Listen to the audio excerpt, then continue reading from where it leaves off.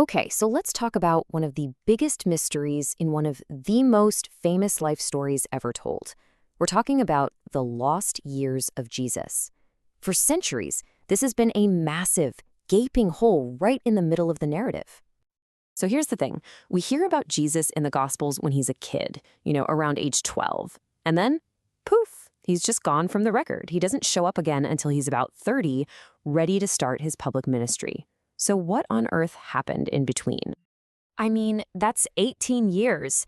It's a huge blank canvas that has just fascinated people forever. It's puzzled theologians, it's puzzled historians, and it's created this perfect space for all sorts of wild theories to pop up. And out of all of them, one story has been way more persistent, way more captivating than any other. It's this idea that a young Jesus packed his bags and headed east, to India and Tibet, to go study with Brahmins and Buddhist monks. But where did this pretty extraordinary claim even come from? Well, it didn't come from some ancient text that was suddenly rediscovered. Nope. It's actually much more recent. The entire story can be traced back to one guy, a Russian war correspondent who was traveling in the late 1800s. His name was Nicholas Notovich, and in 1894, he dropped a book that became an absolute international sensation. But the story he told about how he got this information, well, it was almost as incredible as the information itself.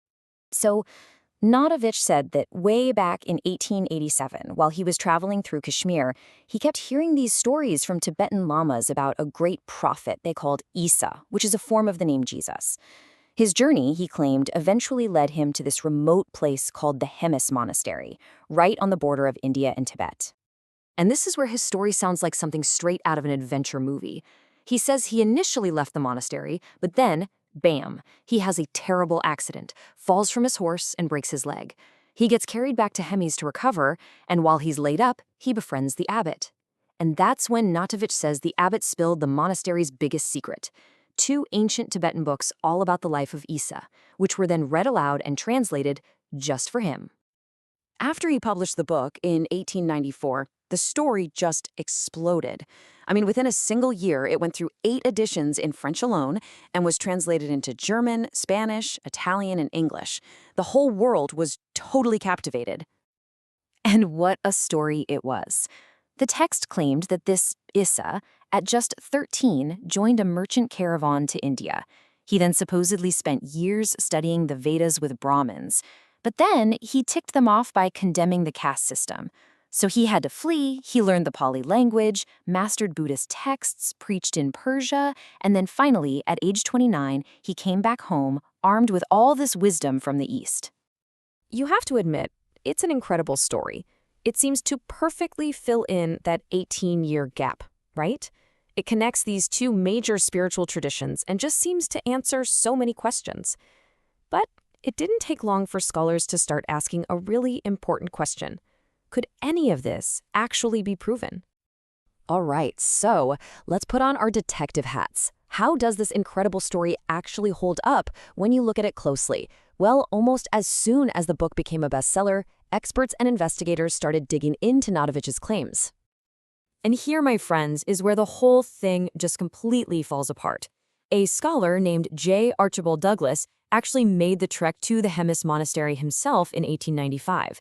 He sat down and interviewed the abbot, who said flat out that he'd been in charge for 15 years, had never met a European with a broken leg, and that no, there were no books about Isa in their library or anywhere else in Tibet for that matter.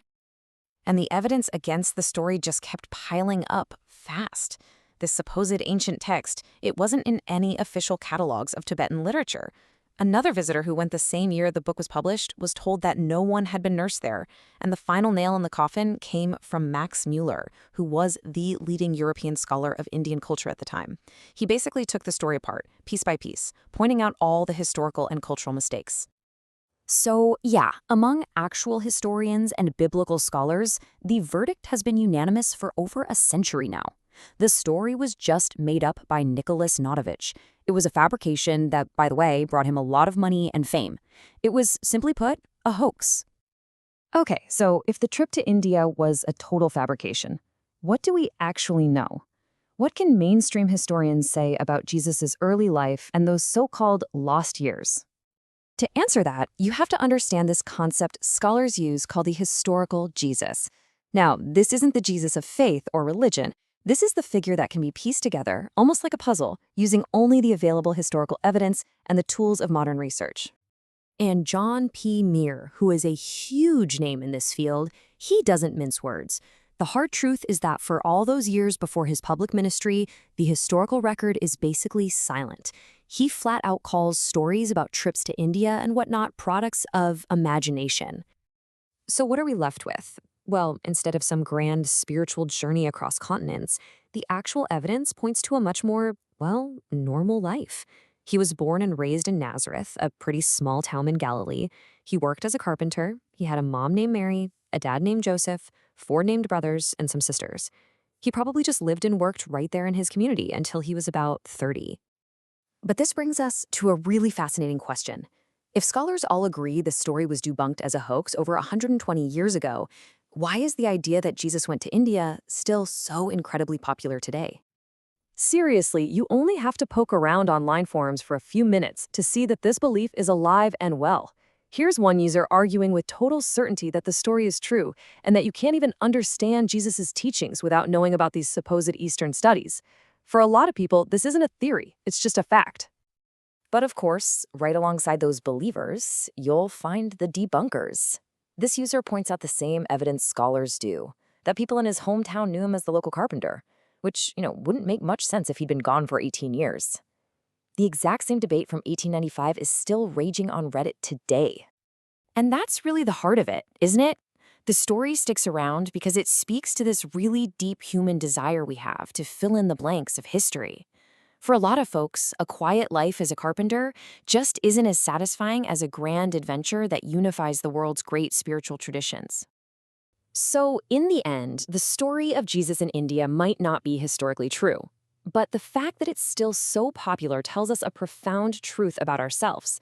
And it forces us to ask, why are we sometimes so much more drawn to a really good story than we are to the actual documented facts?